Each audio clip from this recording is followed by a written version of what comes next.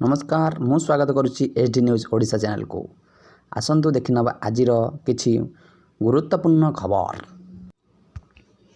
पिलांकु मिलिबो 400 टंका।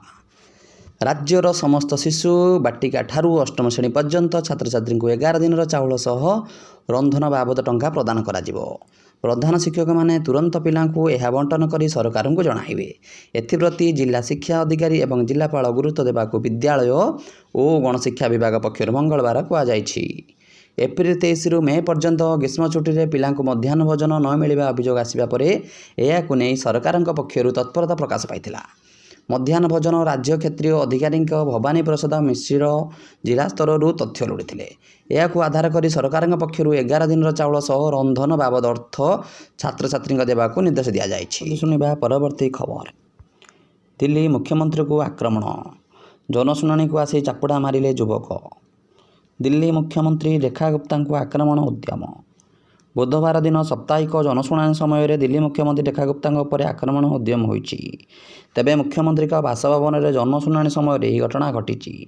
अभियुक्त व्यक्ति को हेफाजत को नि मुख्यमंत्री बासभवन में अधिकारी कहवा अनुसार जितेबाला मुख्यमंत्री जनशुणाणी करुथिले जड़े व्यक्ति अभियोग नहीं सेठारे पहुंची यही समय से मुख्यमंत्री को चापुड़ा मारिथिले। दिल्ली बीजेपी मुखपात्र प्रवीण शंकर कहते जे जड़े व्यक्ति जनशुणाणी बाहाना मुख्यमंत्री को गुप्ता पाखक आसी से प्रथमे मुख्यमंत्री को किसी कागजपत्र देते तापर चित्कार करने आरंभ करते चापुड़ा मारी। परवर्ती न्यूज। 24 घंटा मध्य राज्य में प्रबल वर्षार चेतावनी। राज्य में प्रबल वर्षा नहीं चेतावनी जारी करिछि पाणीपाग विभाग। आसंता कालिठू करिपारे वर्षा बोली सूचना देइछि विभाग। सेपटे दक्षिण ओडिशा रे लगाण वर्षार स्थिति बेहाल होइथिबा बेले आज मध्य भिजिबो दक्षिण ओडिशा। तेबे अवपातर रूप नेइथिबा सदृश लघुचाप रे परिणत हेबो। प्रभाव में आज कमिब वर्षार परिमाण। आसंता 24 घंटे सारा राज्य में वर्षा हेबा सह कलाहांडी और नवरंगपुर प्रबल अति प्रबल संभावना नहीं ऑरेंज अलर्ट जारी करिछि पाणीपाग विभाग। सेहीपरि प्रबल वर्षार नुआपड़ा, बलांगीर, कोरापुट, बरगड़, केन्दुझर, अनुगुल और ढेंकानाल को येलो वार्निंग जारी कराଯାଇଛି। यही सब जिले में बिजुली घड़घड़ी सह 30 ରୁ 40 किलोमीटर पवन बहिबो। अनेक स्थान में हालुकार मध्यम धरणर वर्षा हेबा सह उत्तर आभंतरणीय 11 जिला बालेश्वर, भद्रक, जाजपुर, केन्द्रापड़ा, कटक, मयूरभंज, केन्दुझर, जगतसिंहपुर, पुरी, खोर्धा, नयागढ़ को येलो वार्निंग जारी करिछि विभाग। आसंतु सुनिबा परवर्ती खबर।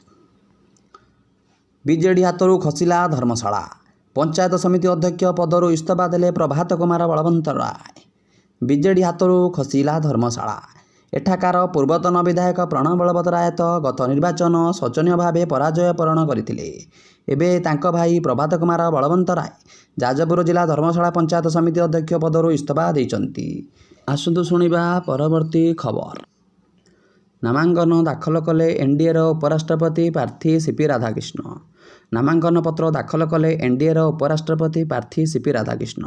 यही समय तांको सह प्रधानमंत्री नरेंद्र मोदी, गृहमंत्री अमित शाह एवं केंद्रमंत्री नितिन गडकरी सह अनेक एनडीए शासन उपस्थित थिबा देखा जाय नथिला। नामांकन बेले प्रधानमंत्री मोदी तांकर प्रथम प्रस्ताव को होइतिले बोली जणा पड़िछि। सीपी राधाकृष्ण नामांकन दाखल समय बीजेपी तथा सहयोगी दलर सांसद मानक मध्य प्रफुल्ल पटेल, राजनाथ सिंह, जेपी नड्डा, चिराग पासवान, ललन सिंह, जीतन राम मांझी, किरण रिजु एवं अर्जुन राम मेघवाल मध्य उपस्थित थिले। रविवार बीजेपी नेतृत्वाधीन एनडीए आगामी उपराष्ट्रपति निर्वाचन पाई महाराष्ट्र राज्यपाल सीपी राधाकृष्ण प्रार्थी घोषणा करथिला।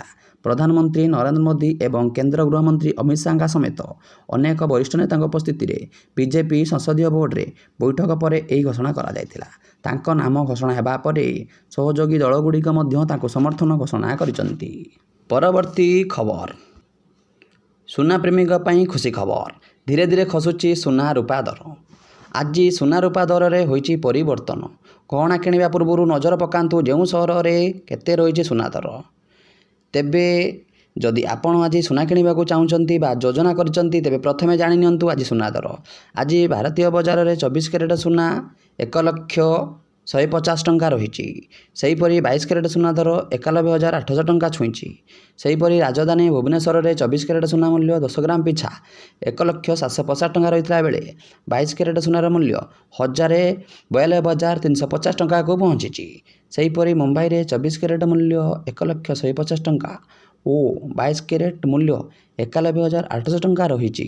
ନୂଆଦିଲ୍ଲୀ 24 କ୍ୟାରେଟ୍ 1,300,000 ଟଙ୍କା ଓ 22 କ୍ୟାରେଟ୍ 91,950 ଟଙ୍କା ରହିଛି। ଦକ୍ଷିଣ ଭାରତର ପ୍ରମୁଖ ସହର ଚେନ୍ନାଇରେ 24 କ୍ୟାରେଟ୍ ମୂଲ୍ୟ 1,150 ଟଙ୍କା ଥିବାବେଳେ 22 କ୍ୟାରେଟ୍ର ମୂଲ୍ୟ 91,800 ଟଙ୍କା ରହିଛି। ଆସନ୍ତୁ ଶୁଣିବା ପରବର୍ତ୍ତୀ ନ୍ୟୁଜ୍। ଉପରାଷ୍ଟ୍ରପତି ନିର୍ବାଚନ କେଉଁ ପଟକୁ ଢଳିବ ବିଜେଡି? ଉପରାଷ୍ଟ୍ରପତି ନିର୍ବାଚନ ପାଇଁ ମଇଦାନ ପ୍ରସ୍ତୁତ। ଏନ୍ଡିଏ ପ୍ରାର୍ଥୀ ସିସି ରାଧାକ୍ରିଷ୍ଣନଙ୍କ ସାମ୍ନାରେ ଇଣ୍ଡିଆ ମେଣ୍ଟ ବି ସୁଦର୍ଶନ ରେଡ୍ଡିଙ୍କୁ ଉପରାଷ୍ଟ୍ରପତି ଭାବେ ଘୋଷଣା କରିଛି। ସି ରାଧାକ୍ରିଷ୍ଣ ବର୍ତ୍ତମାନ ମହାରାଷ୍ଟ୍ର ରାଜ୍ୟପାଳ ଥିଲାବେଳେ ଶ୍ରୀ ରେଡ୍ଡି ସୁପ୍ରିମକୋର୍ଟର ପୂର୍ବତନ ବିଚାରପତି। ଉଭୟ ଏନ୍ଡିଏ ଓ ଇଣ୍ଡିଆର ନଜର ଏବେ ବିଜେଡି ଭୋଟର ଉପରେ। ବିଜେଡି କେଉଁ ପଟକୁ ଢଳିବ ତାହାକୁ ନେଇ ରାଜ୍ୟ ରାଜନୀତିରେ ବି ଚର୍ଚ୍ଚା ଜୋରଦାର ଧରିଛି।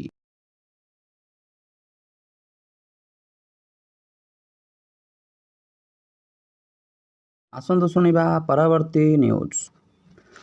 ପୁରୀରେ ଶୋଷଣର ଶିକାର ହେଉଛନ୍ତି ପର୍ଯ୍ୟଟକ। ଶତାଧିକ ଟ୍ରାଭେଲ୍ ଏଜେନ୍ସିଙ୍କ ଉପରେ ଚଢ଼ଉ। ବିଶ୍ୱ ପର୍ଯ୍ୟଟନସ୍ଥଳୀ ତଥା ଐତିହ୍ୟ ନଗରୀ ପୁରୀକୁ ଦେଶ ବିଦେଶରୁ ଆସୁଥିବା ଭକ୍ତ ପର୍ଯ୍ୟଟକମାନେ ଟୁର୍ ଅପରେଟରମାନଙ୍କ ଦ୍ୱାରା ଶୋଷଣର ଶିକାର ହେଉଛନ୍ତି।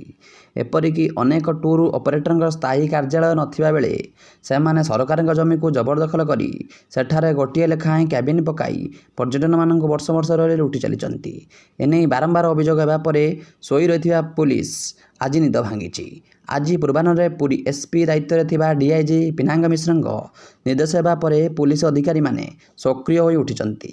ଅତିରିକ୍ତ ଆରକ୍ଷୀ ଅଧିକାରୀଙ୍କ ପରିଚାଳନା ସିଟି ଡିଏସ୍ପି ପ୍ରଶାନ୍ତ ସାହୁଙ୍କ ନେତୃତ୍ୱରେ 8 ଜଣ ଇନ୍ସପେକ୍ଟର, 20 ଜଣ ଅଫିସର ଓ 2 ପ୍ଲାଟୁନ୍ ପୁଲିସ ଫୋର୍ସ ପୁରୀ ସହରାଞ୍ଚଳର ବିଭିନ୍ନ ସ୍ଥାନରେ ଥିବା ସମସ୍ତ ଟ୍ରାଭେଲ୍ ଏଜେନ୍ସିର ବୁକିଂ କାଉଣ୍ଟରରେ ଚଢ଼ଉ କରିଥିଲେ। ଯଦି ଆପଣଙ୍କୁ ଭିଡ଼ିଓଟି ଭଲ ଲାଗିଥିବ ଦୟାକରି ଲାଇକ୍, ସେୟାର, ସବସ୍କ୍ରାଇବ୍ କରିଦେବେ।